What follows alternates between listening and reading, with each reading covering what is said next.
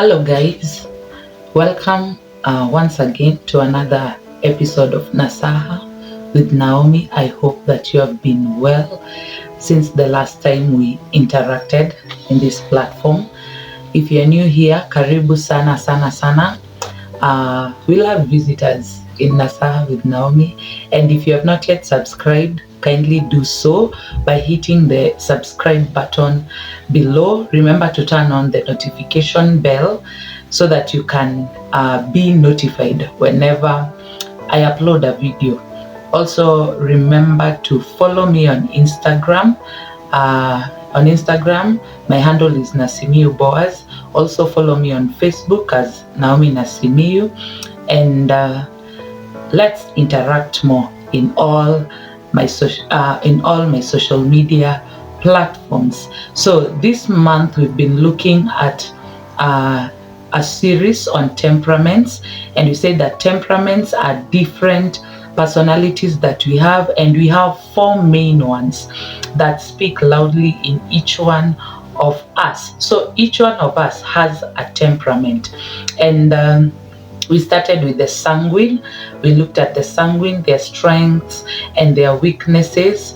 The link will be in the description box. We also looked at the choleric, and we looked at their characteristics. The link will also be in the description box.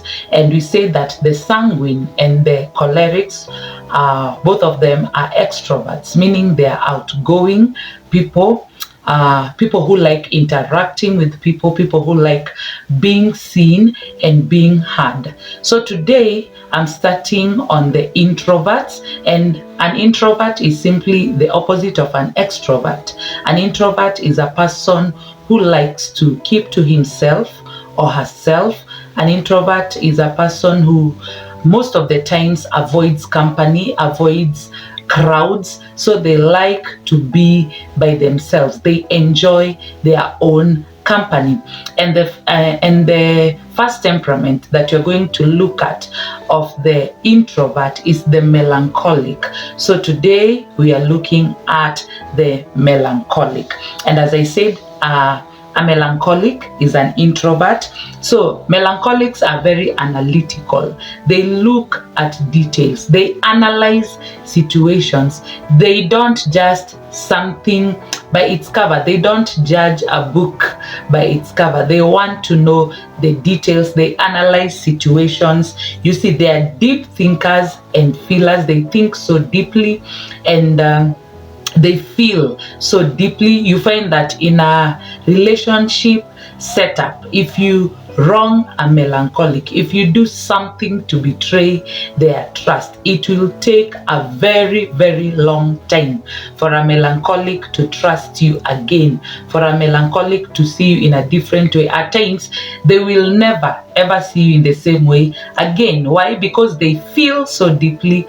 If they love so deeply. If they hurt, they hurt. You know, their heart goes very deep into the heart. So they are very deep thinkers and feelers, and then they are reserved. So they like keeping their own company. They avoid crowds. They only get into crowds when it is necessary or when it is a must for them to be in a crowd. But most of the time they are reserved. They keep their thoughts to themselves. You know, they keep their feelings to themselves. These are the kind of people who, if they're interested in you, maybe it is a man and he's interested in a lady, you find that it will take them a very, very long time. Why? Because they are analyzing. You see, they are planning, they are thinking of the right words to say. So it will take them a very, very long time to express their feelings to someone who is to someone who they're interested in. They're very detailed. You find that in a relationship setup, most of them, they want things to be perfect. They want things to be perfect. Someone was even joking and saying that these are the kind of men, when they're ironing their trousers, you find that they want, you see, every line has to be in the right place. If they're polishing their shoes, there should be no spot seen. So they are very, very organized and very, very detailed.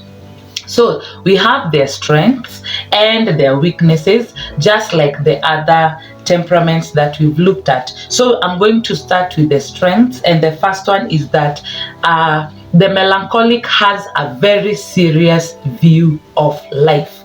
They view life very seriously, unlike the sanguine, who is a happy-go-lucky. You see, let us go and party, let us go and rejoice, let us have fun. So the melancholic looks at life. It is as if the melancholic is the opposite of a sanguine.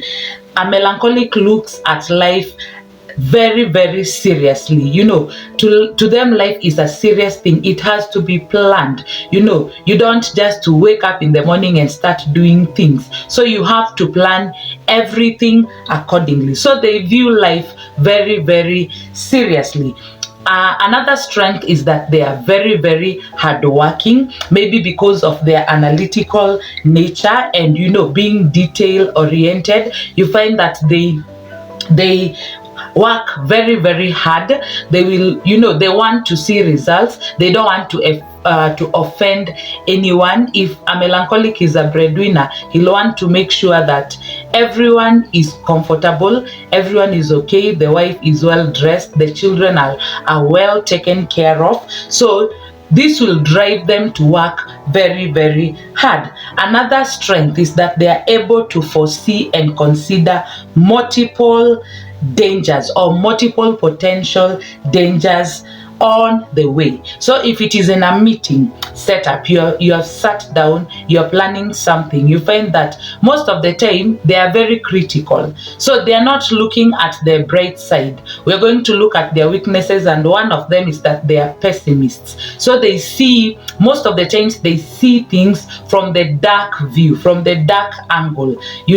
Why? Because they are analyzing, they're criticizing. So when if it is in a meeting setup, or maybe even in a family situation, you're planning maybe for something, a project, they will look, they will start viewing and scanning ahead, and they will see dangers ahead of everyone else, and because of this they can be able to make a way out, or to bring solutions that will prevent the danger from harming you.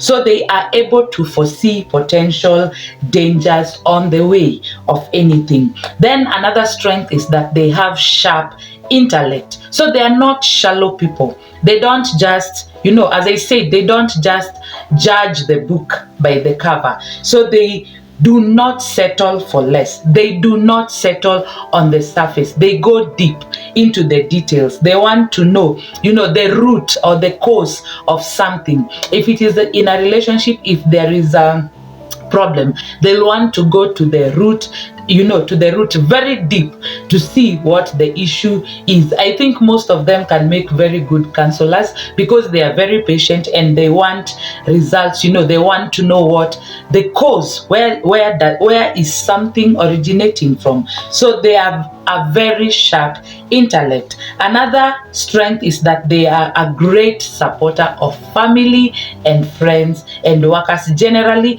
they are a great supporter of people who are around them, people who matter to them, and they are very loyal to them. So they'll want to make sure that people around them are comfortable, and not in the way of the sanguine. The sanguine just wants to make sure people are happy, people are laughing. Sanguines are humorous. Unlike the sanguine, the melancholic wants people to be comfortable and okay.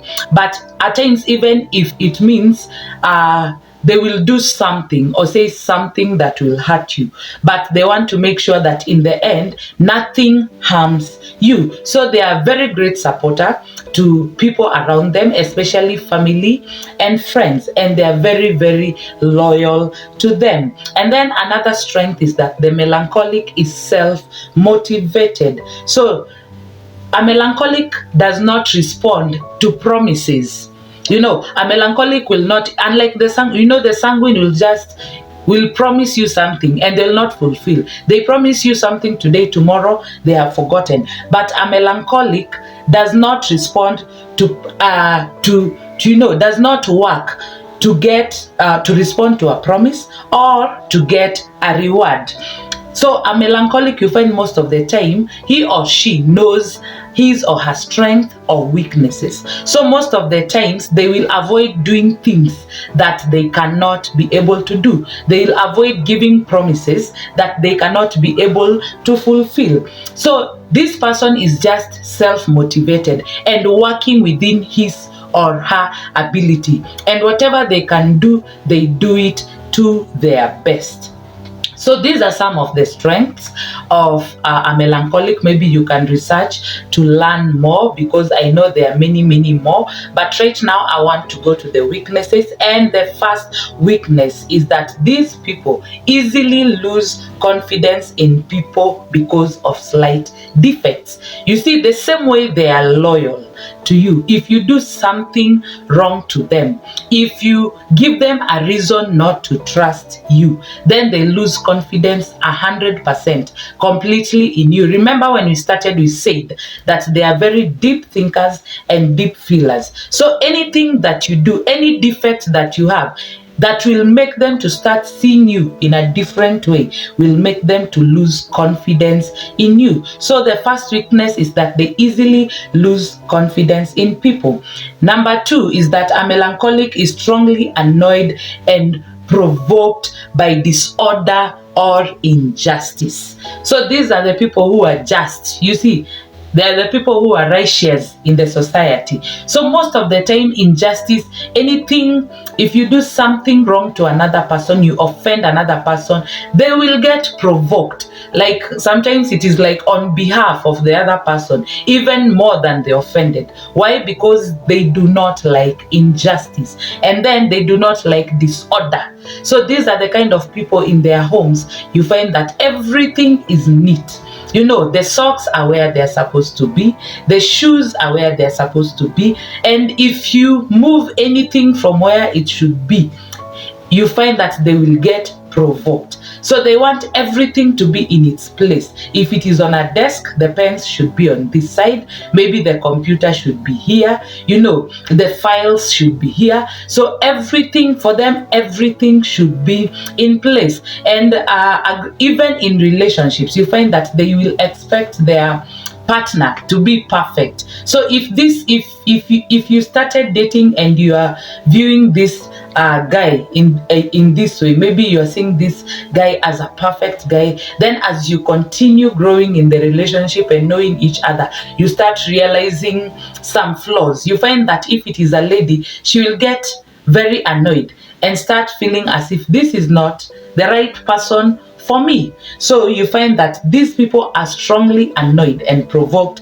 by disorder or injustice. Another weakness is that it is difficult for them to forgive offenses. So this one does not need a lot of explanation. Why? Because they are deep thinkers and feelers. So it will take them a long time to forgive and to forget. Most of the time you find that they don't forget, and even forgiving, it will take them quite a long time to forgive. So it is not easy for them to forgive. Another weakness is that a melancholic is very suspicious, rarely trusts other people. So you find that these people, they don't trust. Like if they see you, they're the kind of, let's say it is in a relationship, because mostly whatever we are discussing here is to strengthen our relationships. You find that if it is a man and he sees maybe the wife with another man, he starts questioning and asking, who was that? What were you doing with him? Remember, they are very analytical. So remember, they are very detail oriented. So they want to get the details. They want to make sure there was nothing, or there is nothing between my wife or my woman and this man. So you find even the people that they're living with, they will not trust them. So they are very, very suspicious. Another weakness is that they see everything from the dark side. They are pessimists. So a melancholic is always grumpy. They are always thinking. They are always planning. They are always seeing disorder in other people and in the issues of life. So every time they are on the side of you find that they're on this side of correcting and making things right. Every time they see a wrong, if you are dressed this way, they are not happy, so they are correcting you. You're not supposed to dress this way, you're not supposed to talk this way, you see, you're not supposed, why haven't you done this, what will people think? So every time you find that they are seeing things from the dark side. And if you're in a relationship with a melancholic person, just know that it is not because they want to, but it is because their nature. And even if they criticize you all the time, it is because they want the best out of you, only that maybe the way they are doing it, you won't like it, because nobody likes to be criticized every now and then. So you find that the melancholic is a pessimist, always sees the dark side, always correcting, always planning. And somebody even said that work with no play makes Jack a dull boy. So you find that most of the time these people are working, not playing. They are working in correcting, working in straightening things, working in planning, working in analyzing.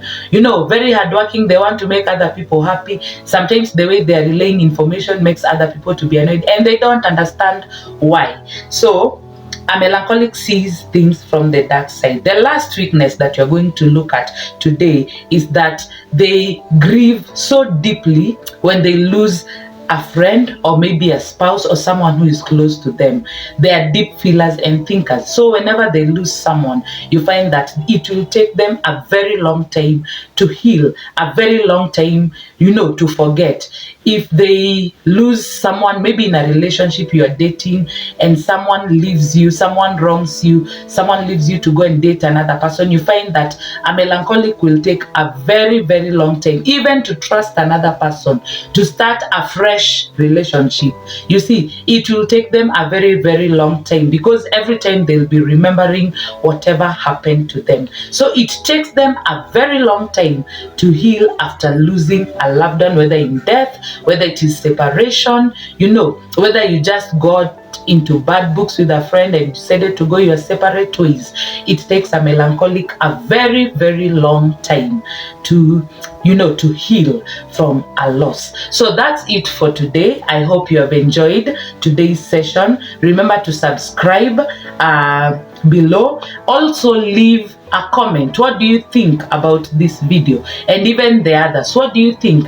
Leave a comment. Let us interact in the comment section below. Remember to follow me on Instagram, Nasimiu Boaz, and on Facebook as Naomi Nasimiu. So until next time, thank you so much for joining me, and God bless you.